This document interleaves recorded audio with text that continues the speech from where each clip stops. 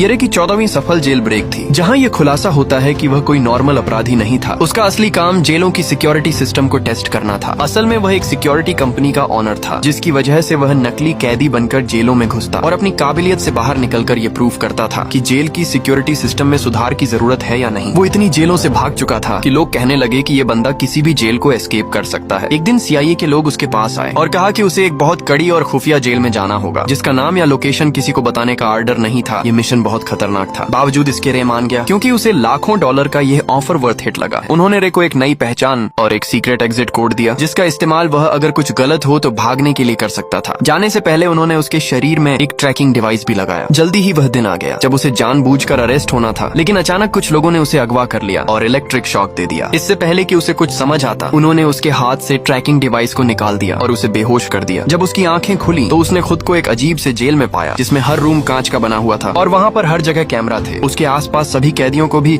ऐसे ही 24 घंटे सुपरविजन में रखा गया था। यह जेल पूरी तरह से हवा में लटकी हुई थी, जिससे कोई भी कैदी जमीन खोद के भागने का सोच भी न सके। ये देखकर रे को तुरंत समझ आ गया कि वह एक बुरी सिचुएशन में फंस चुका है। वहाँ से जितना जल्दी हो सके निकलने के लिए उसने सीक्रेट कोड बोला, लेकिन जेल का जेलर एक टेढ़े दिमाग का आदमी निकला। उसने बिना कुछ सुने रे को फिर से बंद कर दिया। अब यहाँ ये राज सामने आता है कि जेलर किसी ऐसे आदमी से मिला हुआ था जो रे का दुश्मन था। कुछ देर बाद उसने देखा कि यहाँ के गार्ड्स पूरी तरह से हथियारों से लैस हैं, चेहरे पर काले मास्क लगाकर घूमते हैं और गार्ड्स की संख्या भी कैदियों से कई ज्यादा थी, जिसकी वजह से उनका जब मन करता वो किसी को भी मारने या पीटने लग जाते। वहीं कैदियों को टॉर्चर करने के लिए एक भयानक कमरा बनाया गया था, जहां अंदर जाते ही तेज रोशनी से आंखें चकाचौंध हो जाती थीं। इसके अलावा वहां का तापमान भी बहुत ज्यादा था, लेकिन इसके बावजूद रे दर्द को सहते हुए जैसे तैसे पूरे कमरे की जांच पड़ताल करने लगा। तभी मुआयना करते हुए उसकी नजर फर्श पर स्टील प्लेट से जुड़ी कील पर पड़ी। उसी मोमेंट उसके दिमाग में एक आइडिया आया। बाहर निकलने के बाद उसने प्लान बनाना शुरू कर दिया। अब जेल से बाहर निकलने के लिए उसे किसी की सख्त जरूरत थी। जैसे ही उसने अपनी पहचान बनानी शुरू की, तभी टाइसन